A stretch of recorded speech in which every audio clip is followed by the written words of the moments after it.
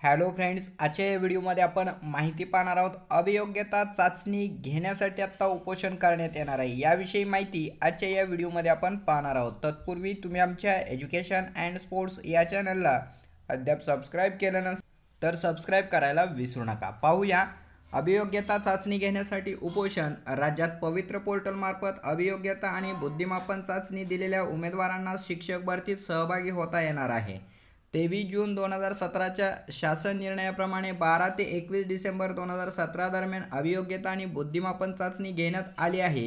ही परीक्षा 6 महिन्यातून एकदा घेण्यात यावी असे शासन निर्णयात स्पष्ट करण्यात आले आहे.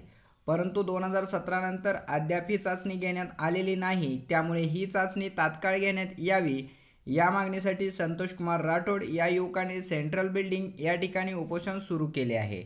अभियोग्यता आणि बुद्धिमापन चाचणी दिलेल्या उमेदवारांची स्थानिक स्वराज्य संस्था, खाजगी व्यवस्थापनांच्या अनुदानित, अंशतः अनुदानित व विना अनुदानास पात्र केलेल्या प्राथमिक, उच्च प्राथमिक, माध्यमिक, उच्च माध्यमिक शाळा, रात्रशाळा, शासकीय व अनुदानित अध्यापक पदविका विद्यालयातील शिक्षकांच्या रिक्त पदावर भरती करण्यात येणार आहे.